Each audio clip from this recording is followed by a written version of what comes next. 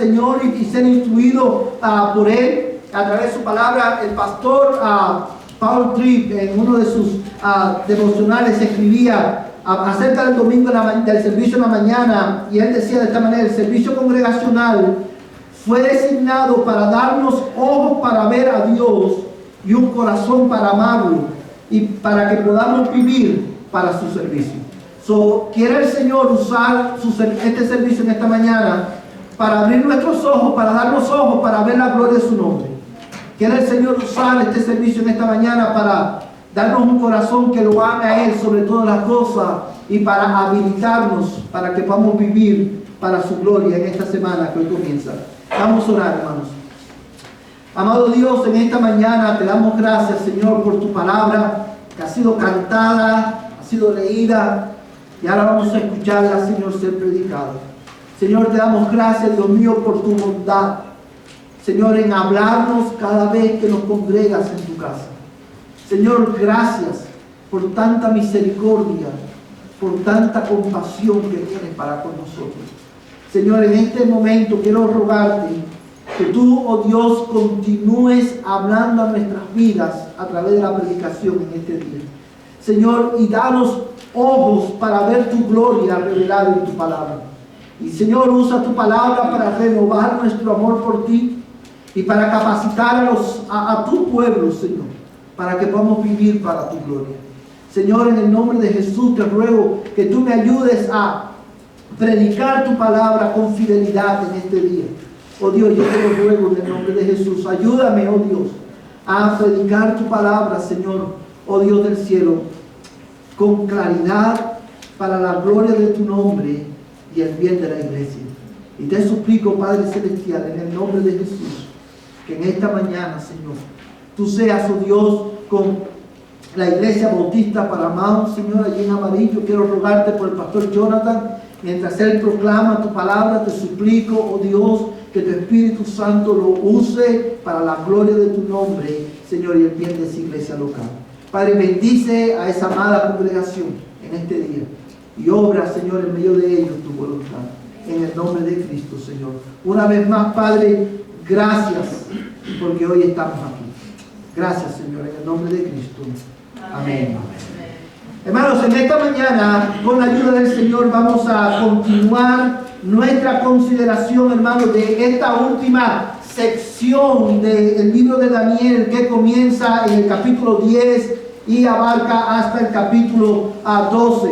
La semana pasada, hermano, al considerar el capítulo 10 de Daniel, vimos, hermano, aprendimos que en este capítulo el Señor le da a Daniel una visión cuyo tema es un gran conflicto que se iba a desarrollar, hermano, no solamente a nivel en el ámbito espiritual, sino también en el ámbito físico. Y este conflicto del cual trata esta última sección del libro de Daniel, aprendimos que se originó en Génesis capítulo 3, cuando Adán y Eva desobedecieron al Señor, y se ha venido desarrollando, amados hermanos, no solamente detrás del escenario de la historia de la humanidad, sino también que este gran conflicto del que hablan estos capítulos de Daniel se van desarrollando también detrás del escenario de cada una de nuestras vidas.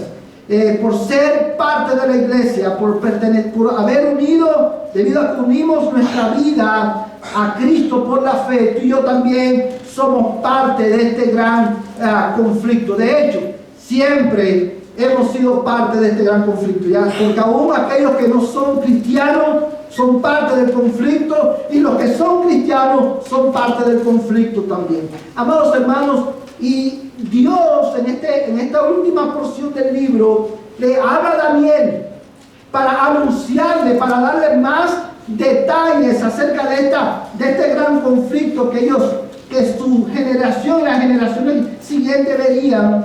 Y se la da, hermano, y le anuncia todas estas cosas que van a pasar, con el propósito de animar no solamente a Daniel, sino también para animar a la iglesia de todos los tiempos y de todos los lugares.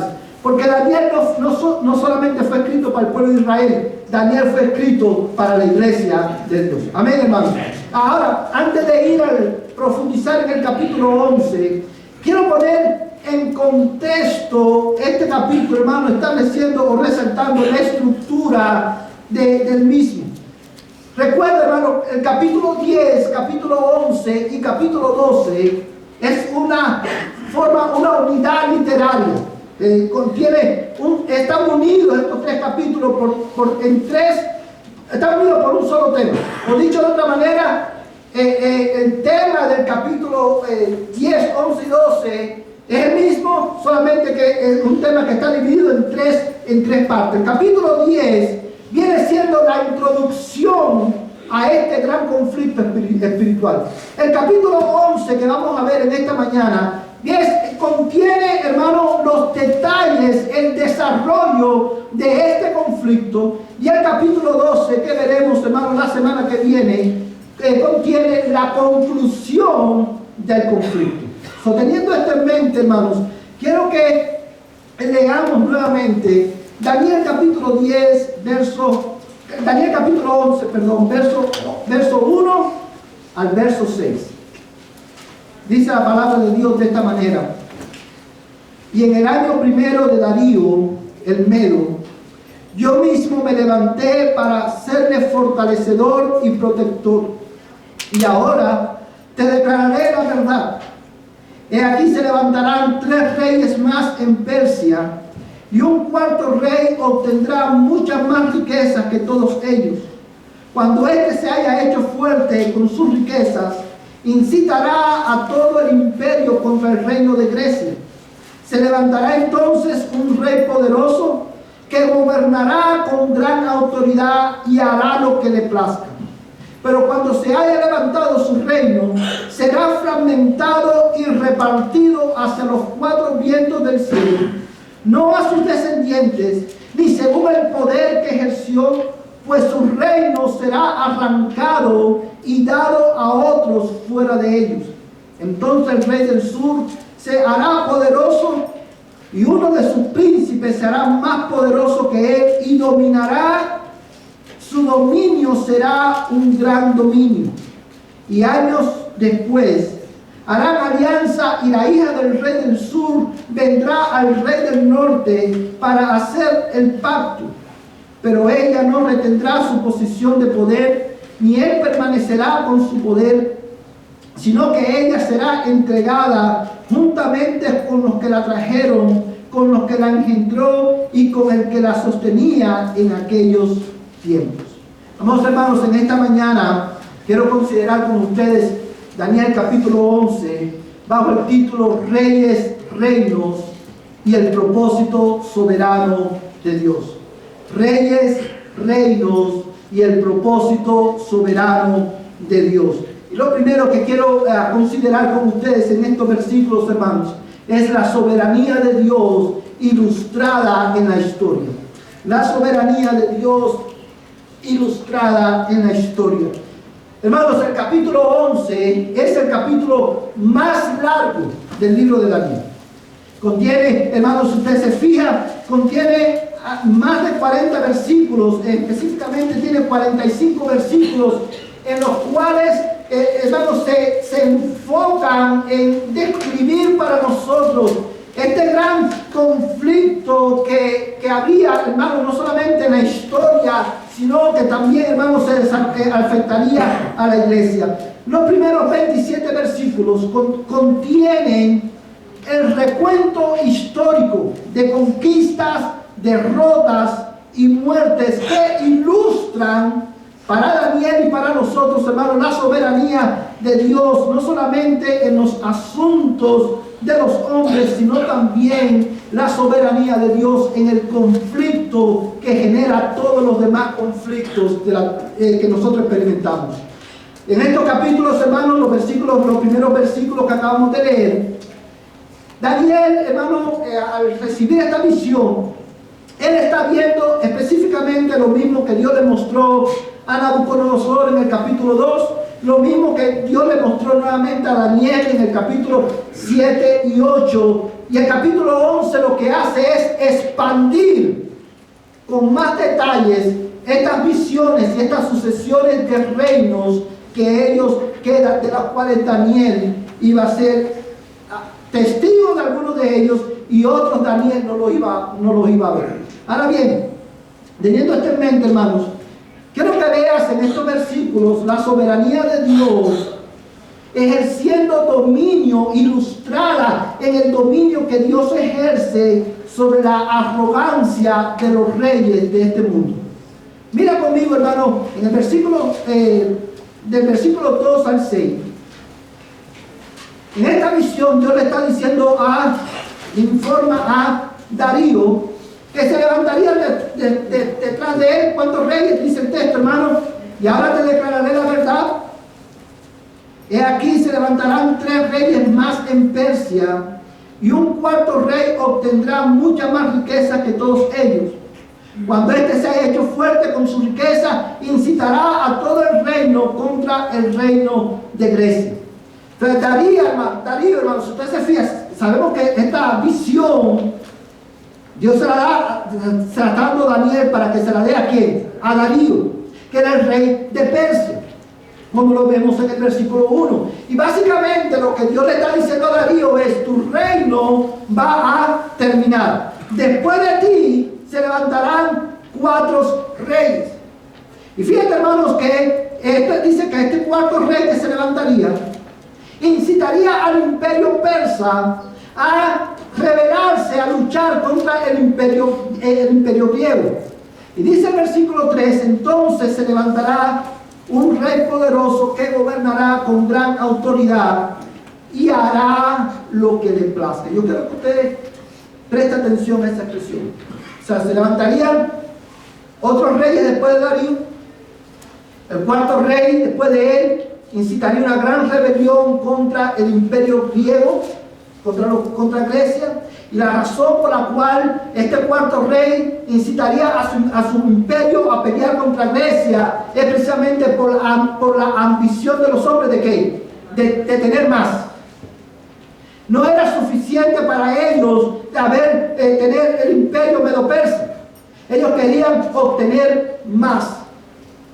Y dice el verso 4, hermano, que se levantó un reino que, dice el texto, su reino, el verso 3 dice: se levantará entonces un rey poderoso que gobernará con gran autoridad y hará lo que le plazca. Este rey, hermano, que se levantaría, es, hermano, nada más y nada menos que Alejandro el Grande. Alejandro el Grande, hermano, fue un rey que arrasó con el mundo conocido en aquel tiempo. Y el imperio medo, hermano, el imperio medo-persa no pudo sostenerse ante el avance político y militar de Alejandro el Magno. Pero fíjate, hermano, que el texto dice que este rey, quiero que preste atención a este detalle. En el verso 4 dice: pero cuando se haya levantado, su reino será fragmentado y repartido hacia los 4 vientos del cielo, no a sus descendientes, ni según el poder que ejerció, pues su reino será arrancado y dado a otros fuera de ellos. ¿Qué significa esto? Vamos, hermanos, cuando Alejandro el Magno, cuando nosotros vimos el capítulo 8 de Daniel, hablamos un poquito de Alejandro el Magno. En este capítulo, el capítulo 11, el Señor le dedica algunos versículos para volver a hablar de él. Y todos sabemos, hermanos, porque ya lo vimos, que cuando Alejandro el Magno se estableció en su reino, debido a la arrogancia de su corazón, Dios le quitó el reino. Y dice el texto, hermano, que este reino sería repartido hacia los 4 vientos de la tierra. Usted recuerda, hermano, en el capítulo 8, vamos a ir al capítulo 8 por un momento, para que usted vea la conexión que hay entre estos dos capítulos. Capítulo 8, verso 8.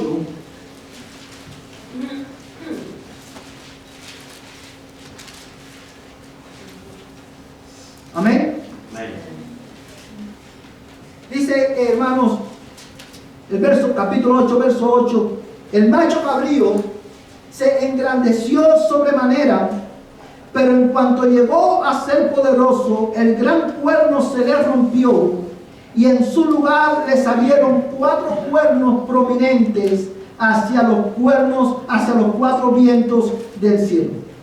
Lo que está describiendo Daniel en el capítulo 8 es lo mismo que está describiendo Daniel nuevamente en el capítulo 11. Este cuerno, hermano, que se rompe es Alejandro el Magno. Y dice que cuando se le rompe este cuerno, en su lugar surgen 4 cuernos más.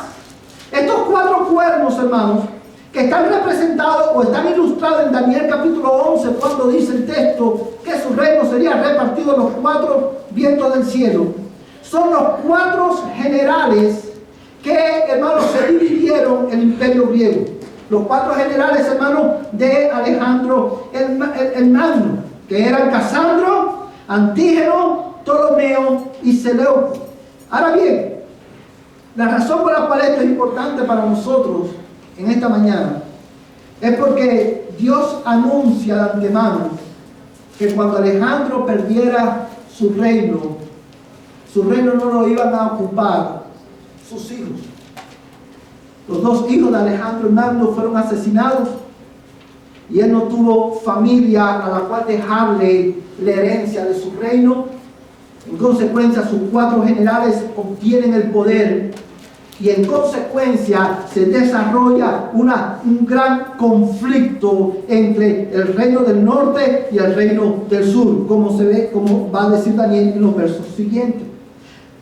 Y una vez más, hermano, la razón por la cual esto es importante es porque aunque Alejandro el Magno era un hombre que dice el texto que gobernaba como él quería y hacía lo que él se le antojaba, sin embargo, amados hermanos, el Señor de los ejércitos, el Dios del cielo, fue el que le quitó el reino a Alejandro.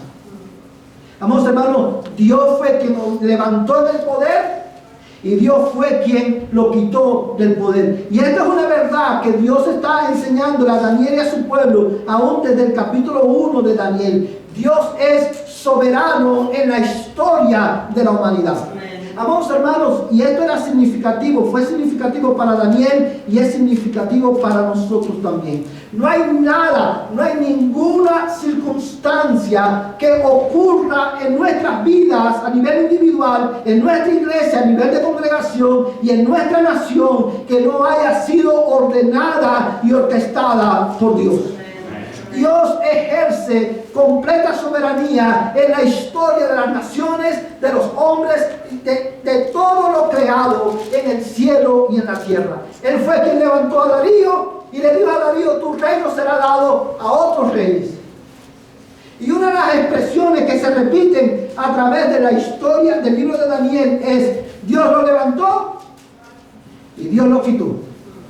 Y cuando Dios le hablaba a estos reyes, o Dios traía un mensaje a ellos a través de Daniel, siempre está la expresión: y el reino será dado y el reino será quitado, porque es Dios mismo ordenando la historia. Es Dios mismo quien, hermano, ordena cada evento. Él ejerce soberanía en este gran conflicto espiritual que tiene lugar detrás del escenario de la raza humana. Ahora bien, hermanos, piensa conmigo por un momento en esto. Esta verdad es verdad también en tu vida y en mi vida. Todo lo que tú y yo tenemos viene de Dios. Dios es quien ordena cada una de nuestras circunstancias, las circunstancias que nosotros consideramos buenas, las circunstancias que nosotros consideramos malas. Y esta verdad debe, hermano, humillarnos a nosotros delante de Dios. Esta verdad debe, hermano, poner en perspectiva nuestras vidas como creyentes y como individuos en general. Porque tú y yo, como lo hemos visto a través del libro de Daniel, tú y yo no somos dueños ni señor de nuestra historia. Dios es quien ordena. y Dios la ordena para la gloria de su nombre. Amados hermanos, Dios la ordena para, hermanos, el bien de nuestras almas. Amados hermanos, estos primeros versículos enfatizan y afirman la supremacía del poder de Dios y de su autoridad, levantando reyes, derribando imperios como a Él le place. Y esta es una verdad que no solamente Daniel enseña, toda la Escritura está llena de esta verdad. Yo quiero que tú consideres conmigo Isaías capítulo 40, versos 20 al 22. Isaías capítulo 40, versos 20 al 22.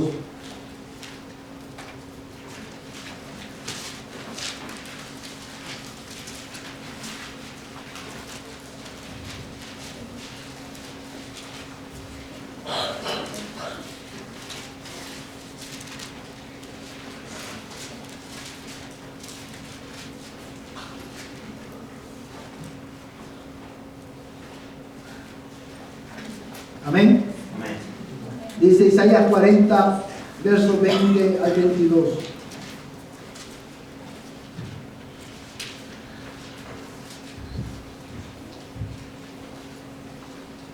20 al 23, perdón, dice: el que es muy pobre para tal ofrenda, escoge un árbol que no se pudra, se busca un hábil artífice para erigir un ídolo que no se tambalee. ¿No sabéis? ¿No habéis oído? ¿No os lo han anunciado desde el principio? ¿No lo habéis entendido desde la fundación de la tierra? Él es el que está sentado sobre la redondez de la tierra, cuyos habitantes son como langostas. Él es quien extiende los cielos como una cortina y los despliega como una tienda para morar. Él es quien reduce a la nada a los gobernantes y hace insignificantes a los jueces de la tierra. Hermanos, en este pasaje el profeta Isaías está confrontando a la nación de Israel por su idolatría. Y él describe la insensatez de la idolatría en el versículo 20, dice: el que es muy pobre para tal ofrenda, escoge un árbol que no se pudra, se busca un hábil artífice para erigir un ídolo que no se tambalee. Él está confrontando a la nación no solamente con su idolatría, con su pecado, sino que también lo está confrontando con la necedad de la idolatría. Y fíjate, hermano, que dice: el que es muy pobre para presentar tal ofrenda. Y en el contexto está hablando de los diferentes ídolos que las naciones se hacen para ellos mismos. Y lo que está diciendo Isaías es, hermano, cuando dice: el que es muy pobre para tal ofrenda, busca un palo que no se pudra. Está hablando, hermano, de la tendencia del corazón humano. No importa, yo quiero que tú me escuches bien en esta mañana. No importa nuestro contexto social, no importa el país de donde vengamos, no importa nuestra cultura, no importa cuál sea nuestro poder adquisitivo. Todos los hombres tienen corazones que son propensos a levantar ídolos para ellos mismos. La idolatría no es un problema de los pobres. La idolatría es un problema del ser humano. Y Isaías está confrontando a la nación. Y él le hace preguntas retóricas, le dice: no sabéis, verso 21, no habéis oído, no os lo han anunciado desde el principio. ¿No los habéis entendido desde la fundación de la tierra? Él es, aleluya, el que está sentado sobre la redondez de la tierra. Amados hermanos, cuando dice Él es el que está sentado sobre la redondez de la tierra, esto es una expresión que enfatiza, resalta para el pueblo de Israel y para todas las naciones del mundo que solamente hay un soberano en la historia de la humanidad. Solamente hay un soberano en la historia de la creación. Solamente hay uno. Y ese uno es el Señor. Amén. Y Él ejerce su dominio, dice el versículo 22. El que está sentado sobre la redondez de la tierra, cuyos habitantes son como langostas. Él es el que extiende los cielos como una cortina y los despliega como una tienda para morar. Él es quien sostiene la creación, hermano. Él es el que hace que la creación funcione según el propósito, hermano, con el cual Él lo creó. El sol se mantiene en su lugar porque es el límite que Dios le ha puesto. El mar mantiene su lugar porque es el límite que Dios le ha puesto. El sol sale a la hora que tiene que salir porque esa es la manera en que Dios lo estableció. Él despliega el cielo como una cortina. Él ejerce dominio en la creación, pero Él ejerce dominio en la vida de los hombres también. Dice cuyos habitantes son como langostas. Cuando nosotros leemos langosta, lo primero que viene a nuestra mente, ¿qué cosa es? Lobster. Pero estos no son los lobsters, esta no es la langosta que nosotros conocemos. Estos vienen siendo, hermano, más bien los crickets, los grillos. Dice, sus habitantes son como grillos. Y dice el texto, hermano, sigue diciendo, el verso 23, Él es el que reduce a la nada a los gobernantes y hace insignificante a los jueces de la tierra. Se levantó Darío por el poder de Dios y terminó su reinado por la soberanía de Dios. Dios levantó a Alejandro el Grande y Dios terminó con su reinado y lo repartió a quien Él quiso, porque Él hace como nada a los gobernantes de la tierra. Hermanos, una vez más, Dios usa. Mire, hermano, el libro de Daniel nos enseña una verdad clave con relación a este punto de nuestra vida.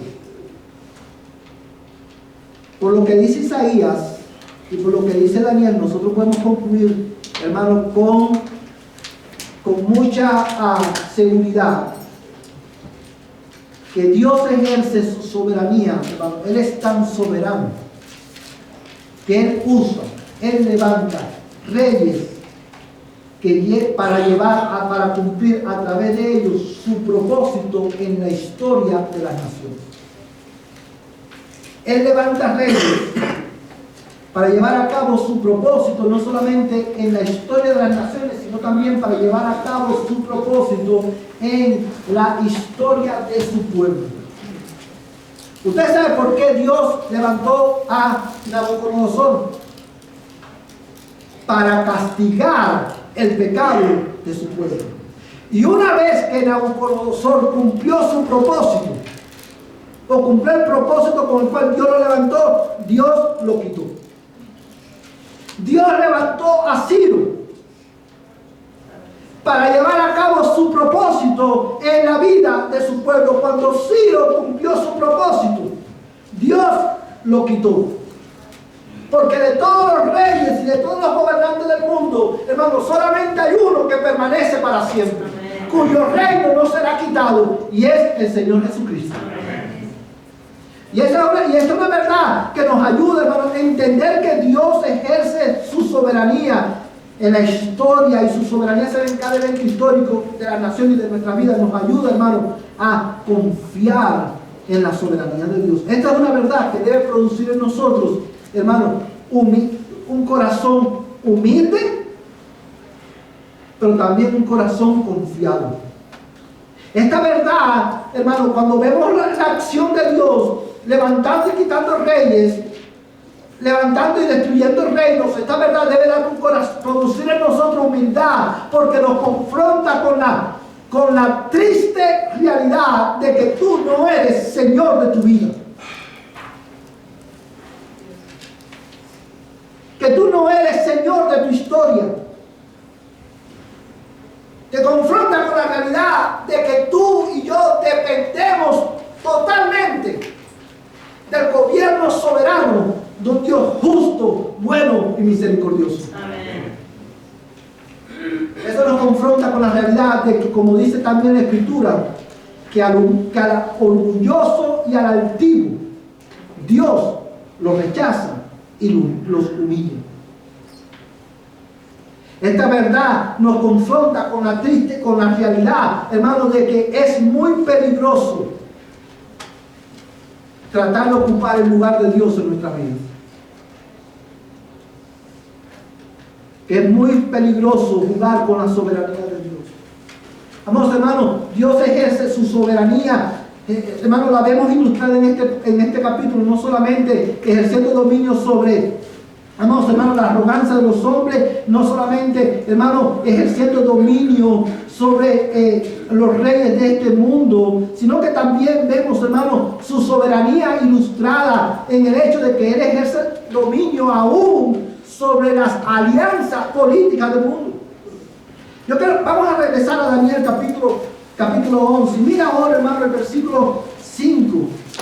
Dice, Daniel capítulo 11, verso 5. Entonces el rey del sur se hará poderoso y uno de sus príncipes se hará más poderoso que él y dominará y su dominio será un gran dominio. Y años después hará alianza y la hija del rey del sur vendrá al rey del norte para hacer el pacto.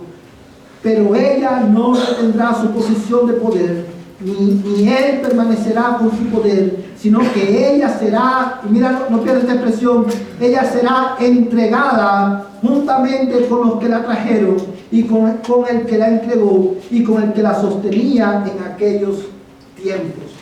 Y dice, hermanos, el verso 7, pero se levantará un vástago de sus raíces en su lugar y vendrá contra el ejército y entrará en la fortaleza del rey del norte y contenderá con ellos y prevalecerá. Vamos a hacer una pausa ahí por un momento. Después que ocurre lo que ocurre con Alejandro el Magno y estos generales empiezan a ejercer dominio, ahora el texto se centra, hermano, en la dinastía, en el reino del norte y en el reino del sur. El reino del norte y el reino del sur era la dinastía de los Seleucos y de los Ptolomeos. Y dice el texto, hermano, que el rey del sur hace una alianza con el rey del norte. ¿Y cuál era esta alianza? Era una alianza que era muy común en aquellos tiempos. El rey envió ¿a quién? A su hija para que se casara con el rey del norte y así establecer, solidificar el poder político de su reino. Sin embargo, el rey del norte era un hombre que estaba casado, según los récords históricos. Y este hombre desprecia a su mujer para casarse con Berenice, que es la hija del rey del sur. Cuando la ex mujer del rey del norte ve esto, dice la historia, hermano, que ella incita a su hijo para matar a su ex esposo, al rey del norte, y para matar a Berenice también. Y ellos logran envenenar al rey y logran envenenar a Berenice, y por eso dice el texto que ella no permanecería en el poder. Porque no importa, amados hermanos, cuán fuertes sean las alianzas políticas, Dios es el que tiene la última palabra.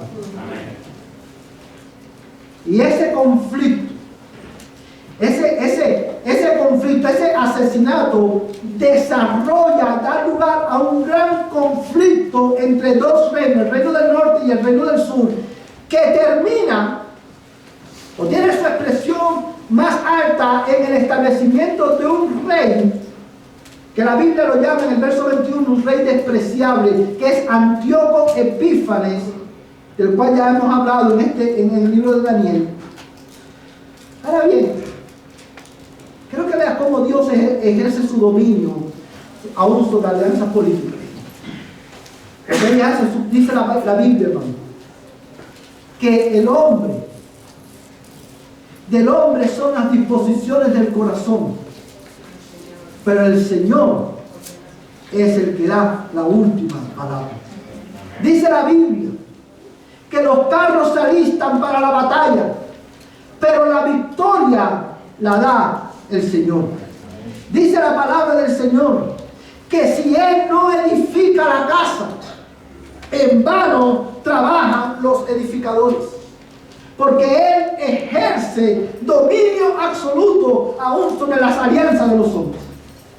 Ahora bien, usted una vez más cuando el lector moderno lee esto, dice, ok, muy bueno, muy interesante, ¿y qué? Bueno, estos no fueron eventos históricos que se quedaron en el olvido. Cuando nosotros leemos, hermanos, todos estos conflictos y toda esta sucesión de reyes, vemos, hermanos, eventos que vemos la mano de Dios obrando detrás de cada uno de estos eventos. Sin embargo, yo creo que tú tengas presente que en lo que Dios arregla todos estos eventos, Dios ordena cada una de estas circunstancias y Dios ejerce su dominio sobre la historia de las naciones. Dios está preparando, hermano, está avanzando su propósito redentor en el mundo. Y es por eso que Daniel 10, 11 y 12 es tan importante. Lo que llevan tiempo en el Evangelio, saben, hermano, que entre el Antiguo Testamento y el Nuevo Testamento pasaron un periodo de 400 años. Esos 400 años teológicamente son conocidos como los 400 años de silencio profético. Significando, hermanos, que durante esos 400 años no hubo profecía alguna. Pero estos eventos, hermanos, que ocurren y están relatados en Daniel capítulo 11, cubren, hermanos, ese periodo de tiempo en los cuales Dios, a través de todos estos conflictos y a través de todas estas intrigas, estaba preparando el terreno para la llegada del Mesías al mundo. Y es por eso que este libro es tan importante. Porque aunque no había palabra profética en ese tiempo, eso no significaba que Dios no estaba haciendo nada. Dios estaba obrando detrás del escenario de la vida humana para llevar a cabo su propósito redentor en la historia. Porque nuestro Dios es un Dios soberano. Amén. Hermano, en segundo lugar, yo creo que tú consideres la soberanía de Dios manifestada en el sufrimiento de la iglesia. A partir del capítulo 7, versículo 7, hasta casi el final del capítulo 11, nosotros tenemos una larga descripción, una detallada descripción de este conflicto entre el reino del norte y el reino del sur. Entre el imperio de los Ptolomeos y el imperio de los Seleucos. Ahora, yo creo, este conflicto, hermano, esta guerra entre estos dos imperios, como le decía hace un momento, tiene su expresión más alta en el reinado o en el empoderamiento de Antíoco Epífanes. Mira el verso 21. Dice, Daniel capítulo 11, verso 21. En su lugar se levantará un hombre despreciable, a quien no se le han otorgado los honores de la realeza. Vendrá cuando haya tranquilidad y se apoderará del reino con intrigas. Las fuerzas abrumadoras serán barridas ante él y destruidas, así como también el príncipe del pacto. Y después que se haya hecho alianza con él, actuará con engaño y subirá y ganará poder con poca gente. En un tiempo de tranquilidad entrará en los lugares más ricos de la provincia y logrará lo que nunca lograron sus padres, ni los padres de sus padres. Repartirá entre ellos despojos, botín y riqueza, y contra las fortalezas urdirá sus intrigas, pero solo por un tiempo. Incitará su fuerza y su corazón contra el rey del sur con un gran ejército, y el rey del sur movilizará para la guerra un ejército muy grande y muy poderoso, pero no podrá resistir, aunque urdirán intrigas contra él. Y los que comen de sus manjares los destruirán, su ejército será barrido y muchos caerán muertos. Verso 27. En cuanto a los dos reyes en su corazón maquinarán el mal, y en la misma mesa se hablarán mentiras. Por esto no tendrán éxito, porque el fin aún ha de venir en el tiempo señalado. Entonces Volverá a su tierra con grande riqueza, pero pondrá su corazón contra el pacto santo. Actuará contra este y volverá a su tierra. En el tiempo señalado volverá y entrará en el sur, pero esta última vez no resultará como la primera, porque vendrán contra él naves de Quitín y se desanimará y volverá y se enfurecerá contra el pacto santo y actuará contra él. Volverá pues y favorecerá a los que abandonen el pacto santo, y de su parte se levantarán tropas, profanarán el santuario fortaleza, abolirán el sacrificio perpetuo y establecerán la abominación de la desolación. Con halagos hará apostatar a los que obran inicuamente hacia el pacto, mas el pueblo que conoce a su Dios se mostrará fuerte y actuará. Y los entendidos entre el pueblo instruirán a muchos. Sin embargo, durante muchos días caerán espadas a fuego en cautiverio y despojo. Cuando caigan, recibirán poca ayuda, y muchos se unirán a ellos hipócritamente. También algunos de los entendidos caerán a fin de ser refinados, purificados y emblanquecidos hasta el tiempo del fin, porque aún está por venir el tiempo señalado. Hermanos, he querido leer esta gran porción del capítulo 11, porque cuando Daniel recibe esta visión, Dios no solamente le está diciendo, le está anunciando lo que va a pasar a nivel político. Él está diciendo, él está anunciándole a Daniel y a la iglesia lo que iba a pasar también con el pueblo del Señor.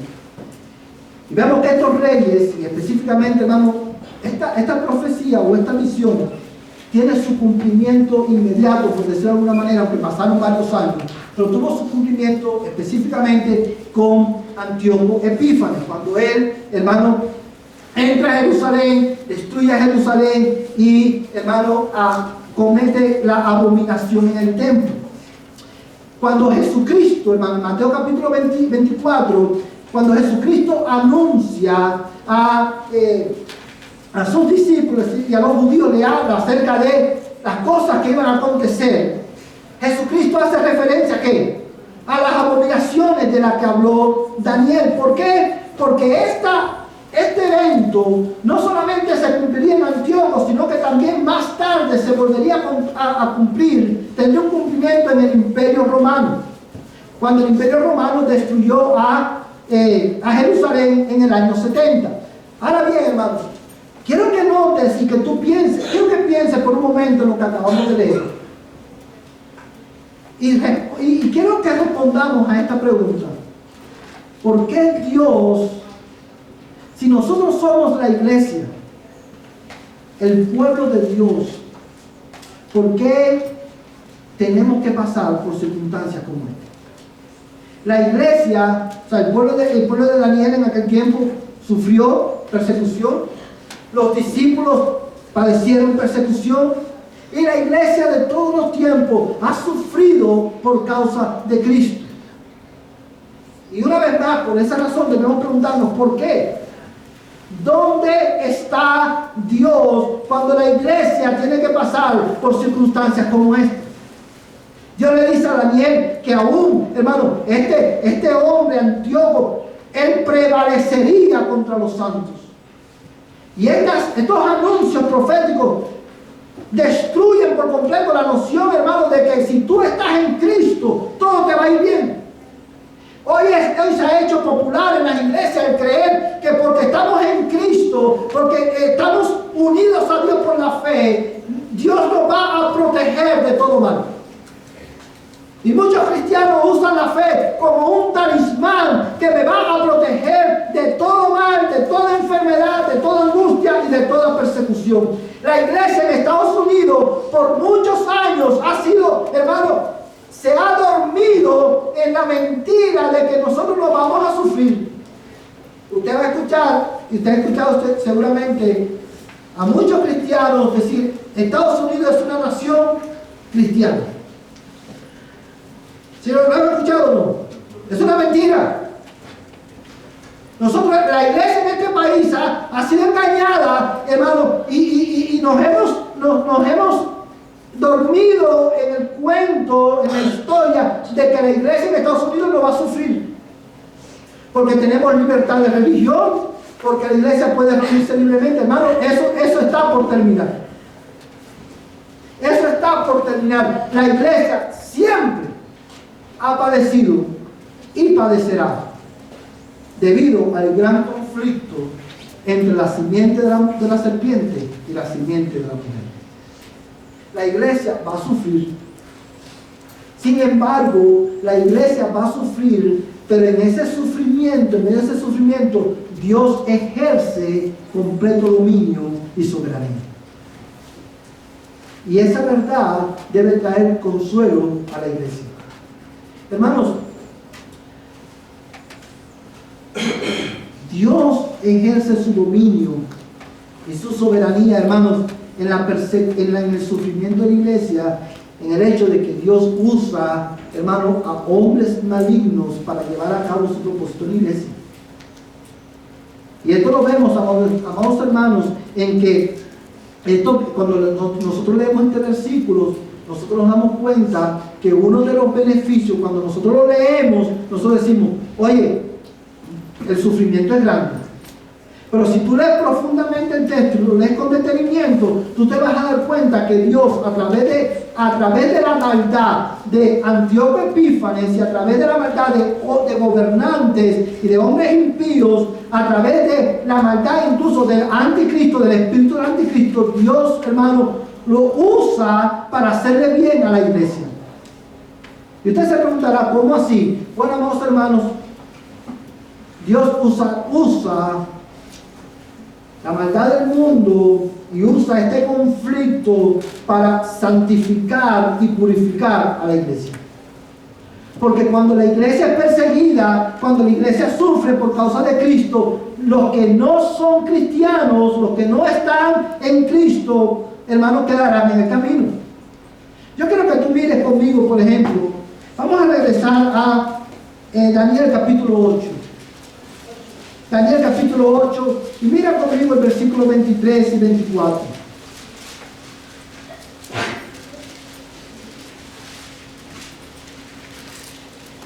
Amén.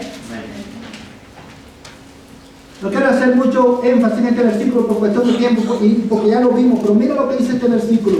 Dice, y al final de su reinado, dice el texto, cuando los transgresores se acaben, se levantará un rey insolente y hábil en intrigas. Quiero hacer una pausa ahí. Cuando nosotros leemos esta expresión, hermano, recuerda que estamos hablando de imperios que se levantaron, y para este tiempo lo que está describiendo Daniel aquí en el capítulo 8 específicamente está bajo la sombrilla, hermano, del imperio griego. Cuando el imperio griego llega a su poder, lo que pasó fue que los judíos se empezaron a helenizar, empezaron a adoptar la cultura, la tradición y la cultura de los griegos. Y ahí es a lo que se refiere cuando dice, cuando las transgresiones se acaben. Literalmente, lo que en el idioma original, lo que esa expresión significa es cuando la transgresión llegue a su punto más alto. Cuando su pueblo, hermano, la transgresión en el pueblo de Dios llegara a su punto más alto, Dios levantaría un hombre insolente y hábil en intrigas. ¿Este quién es? Antíoco. Su poder será grande, pero no por su propio poder. Destruirá en forma extraordinaria, prosperará y hará su voluntad. Destruirá a los poderosos y al pueblo santo. Hermanos, Dios levantó a este hombre para castigar o disciplinar a su pueblo por su pecado. Y Dios, hermano, cuando Dios trae persecución a la iglesia, Dios, hermano, la persecución no viene en un desenfreno del poder diabólico. La persecución viene porque Dios lo ordena. Y Dios usa aún al diablo para llevar a cabo su propósito de santificar a la iglesia a través de persecución y aflicción. Aún en la aflicción y la persecución, aún en la tribulación, Dios es soberano, porque la iglesia no será atribulada más de lo que Dios determine que sea atribulada. ¿Por qué? Porque Dios es soberano. Pero Dios también usa su poder soberano sosteniendo a su pueblo en medio de la tribulación. Hermanos, Dios ejerce su poder, soberanía, trayendo persecución a la iglesia, pasando a la iglesia por medio de la persecución, pero Dios ejerce su soberanía, protegiendo a la iglesia en medio de la persecución. Dice, si usted recuerda, en Daniel capítulo 11, dice que en medio de todo esto, los que conocen a Dios permanecerían hasta el fin. Porque, amados hermanos, cuando ese tiempo llegue, los únicos que permanecerán son aquellos que conocen verdaderamente al Señor. Mira el versículo Daniel 11, 32 al 33. Daniel 11, vamos a volver a Daniel 11, verso 32 al 33. Mira qué interesante este texto. Con halagos hará apostatar a los que obran inicuamente hacia el pacto, mas el pueblo que conoce a su Dios se mostrará fuerte y actuará. Y los entendidos entre el pueblo instruirán a muchos. Sin embargo, durante muchos días caerán espada y a fuego en cautiverio y despojo. Hermanos, mira lo que dice el texto. En estos días, en los días, hermanos, de esta gran persecución, dice que con halagos este hombre haría apostatar a los que obran inicuamente hacia el pacto. Hermanos, ¿quiénes son los que obran inicuamente hacia el pacto? Son aquellas personas que están en la iglesia pero no son parte de la iglesia.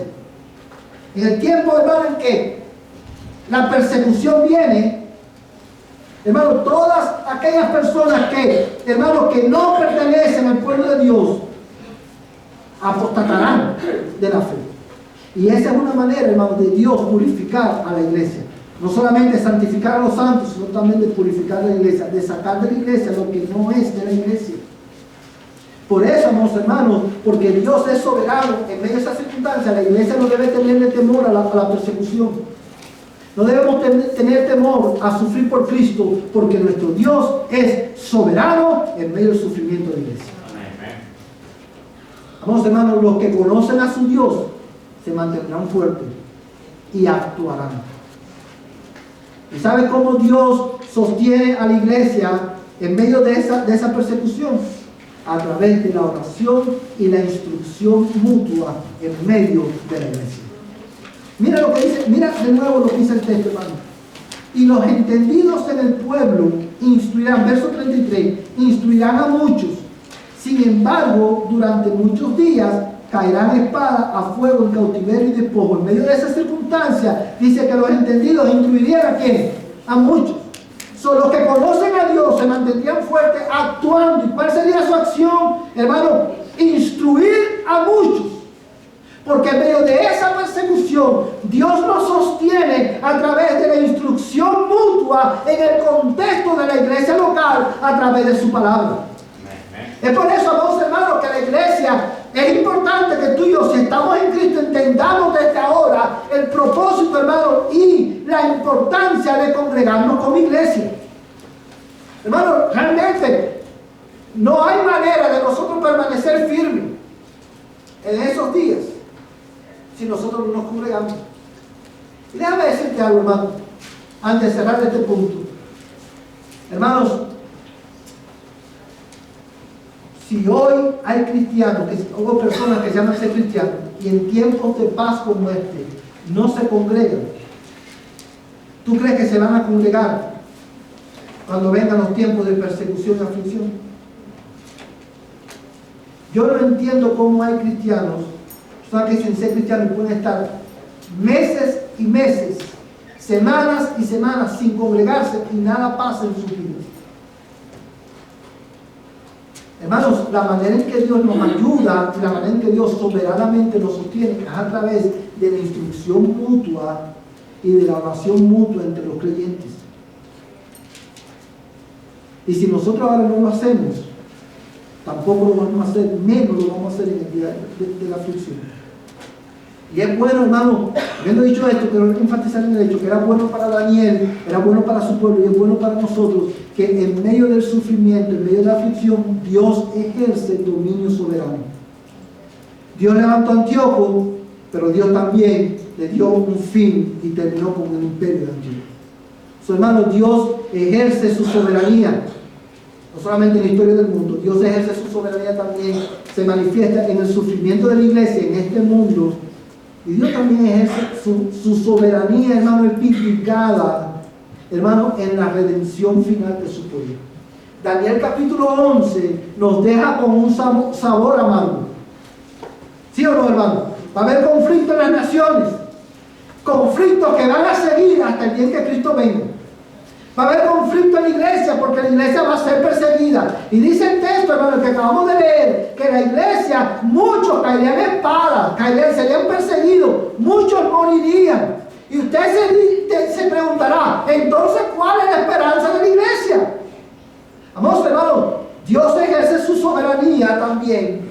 Y su soberanía es vindicada en la redención final de su pueblo. Porque mira cómo comienza, hermano, ¿cómo termina el capítulo 11? Mira el capítulo 11, verso 44, y vamos a leer hasta el capítulo 12, verso 2, dice: pero rumores del oriente y del norte los turbarán, y saldrán con gran furor para destruir y aniquilar a muchos, y plantarán las tiendas de su pabellón entre los mares y el monte glorioso y santo, pero llegará a su fin y no habrá quien lo ayude.